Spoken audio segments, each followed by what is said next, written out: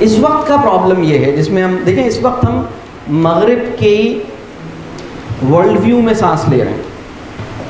ہماری یہ ایک الگ بحث ہے کہ مغرب کا ورلڈ ویو سے کیا مراد ہے، لیکن میں اس کے بارے میں ایک بات لائف اسٹائل کے اوپر اب میں بات کرنے جا رہا ہوں. مغرب کے اندر جدت کو جمال پر فوقیت حاصل ہے. ہمارے ریلیجیس پیراڈائم میں جمال کو جدت پہ فوقیت حاصل ہے. کیا مراد ہے اس سے؟ جدت کہتے ہیں انوویشن کو، جمال کہتے ہیں ایستھیٹکس کو. ٹھیک ہے، جدت کہتے ہیں، آپ نے اپنی زندگی میں ایسے لوگ ضرور دیکھے ہوں گے، آپ نے دیکھے ہیں کبھی؟ میں اب آپ کو بتاتا ہوں کس طرح کے لوگ ہیں جو کوئی بھی کام کرتے ہوئے یہ چاہتے ہیں کہ اس کو ذرا ڈفرینٹ طرح سے کرو، کچھ نئے انداز سے کرو. یہ جو ڈفرینٹ انداز سے کرنا ہے نا، انوویشن جسے ہم کہتے ہیں، یہ وہ بہت بنیادی قدر ہے جو ویسٹ کے لائف اسٹائل کے اندر، ویسٹ کے لائف اسٹائل کی سب سے امپورٹنٹ قدر ہے جدت. اس کو ایک اور لفظ بھی اس کے لیے کہا جاتا ہے نیونیس. آپ نے کبھی کسی چیز کی تعریف میں لیٹسٹ کا لفظ استعمال کیا ہے؟ یار یہ لیٹسٹ ہے، یہ لیٹسٹ چیز ہے. ہم بچوں کو لیٹسٹ طریقے سے پڑھا رہے ہیں، لیٹسٹ. تو جب کبھی کوئی میرے سامنے ایسی بات کرتا ہے تو میں اس سے پوچھتا ہوں کہ تم بچوں کو ایک ایسے طریقے سے پڑھا رہے ہو جو 7,500 سال کی انسانی تہذیب میں کبھی بھی کسی نے نہیں آزمایا، تو تمہیں یہ زعم کیسے ہے کہ وہ طریقہ کارگر ہوگا؟ مطلب وہ طریقہ جو نہ سقراط کو سجائی دیا، نہ افلاطون کو سجائی دیا، نہ حضرت ابراہیم علیہ السلام کو سجائی دیا، نہ حضرت موسیٰ علیہ السلام کو سجائی دیا، نہ رسول اللہ صلی اللہ علیہ وسلم کو سجائی دیا، نہ آئنسٹائن کو سجائی دیا، نہ البیرونی کو سجائی دیا، نہ غزالی کو سجائی دیا. اور وہ تمہیں سجائی دیا ہے کیونکہ تم کہہ رہے ہو کہ یہ سب سے لیٹسٹ ہے اور سب سے نیا ہے. تو سب سے لیٹسٹ پہ تمہارا جو اعتماد ہے اس کی بنیاد کیا ہے؟ اس کی بنیاد ہے مغرب کے پیراڈائم میں نیونیس بذات خود ایک بڑی قدر ہے. کسی چیز کے بڑھیا ہونے کے لیے بس اتنا کافی ہے کہ وہ نئی ہے، اور کسی چیز کے بیکار ہونے کے لیے بس اتنا کافی ہے کہ وہ پرانی. تو مغرب کے پیراڈائم میں اولڈ جو ہوتا ہے نا وہ گولڈ نہیں ہوتا. اولڈ از گولڈ کا جو فریز ہے یہ روایتی تہذیبوں کا فریز ہے. 21ویں صدی کا یہ ایڈیم نہیں ہے. 21ویں صدی کا نیریٹو یہ نہیں ہے کہ پرانا اچھا ہوتا ہے، بلکہ پرانا برا ہوتا ہے. تو ایک ایسا معاشرہ جو جدت کے اصول پہ پروان چڑھتا ہے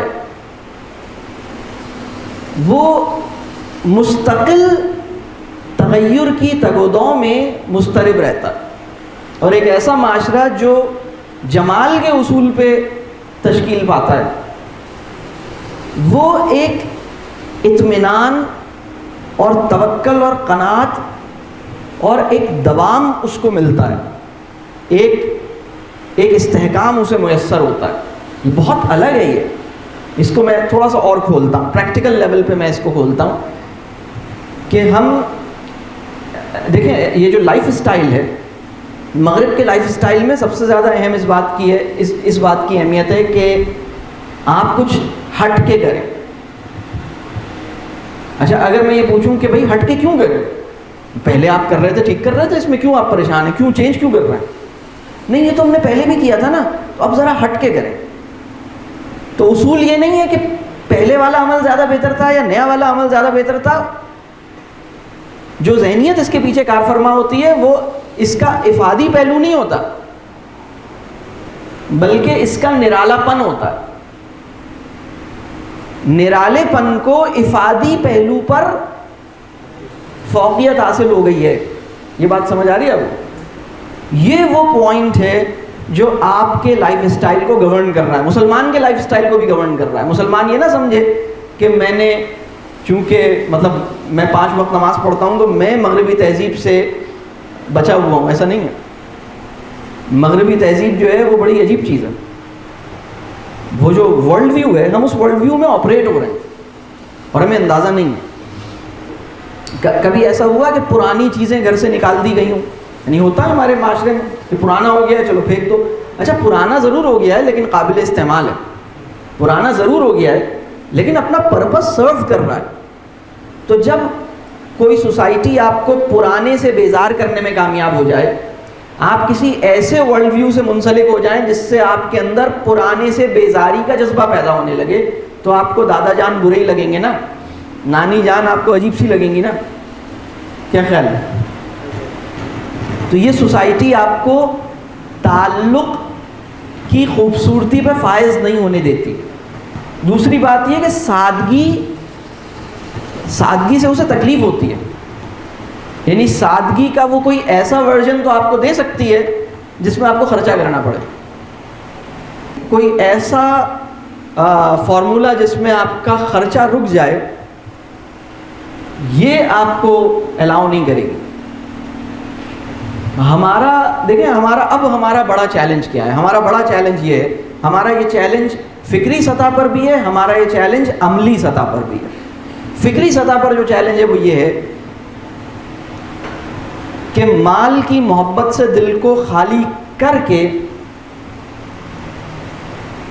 مال یعنی اسراف سے اپنے آپ کو بچا لیا جائے. یعنی اسراف کو آپ برا سمجھیں لیکن بخیلی کے جذبے کے بغیر. آپ یعنی بہت سے لوگ اسراف سے حب مال کی وجہ سے گریز کرتے ہیں, تو اگر آپ نے حب مال کی وجہ سے اسراف سے گریز کیا تو بھی آپ نے غلط کام کیا, تو بھی آپ مسئلے میں ہی ہیں. اس سے بہتر ہے آپ خرچ کر دیں. جمال یہ ہے کہ آپ, جسے ہم ایستھیٹکس کہتے ہیں, آپ کسی کام کو اس کا حق ادا کرنے کی اسپرٹ کے ساتھ کریں. آپ یہ سوچیں کہ میں اس کام کو بہت اچھی طرح کروں, اس کام کو جتنی خوبصورتی سے اور جتنے احسن انداز سے کیا جا سکتا ہے وہ کروں. اس کام کو ذرا ڈفرینٹ طرح کروں, یہ اہم بات نہیں ہے. اس کام کو اچھی طرح کروں, یہ اہم بات.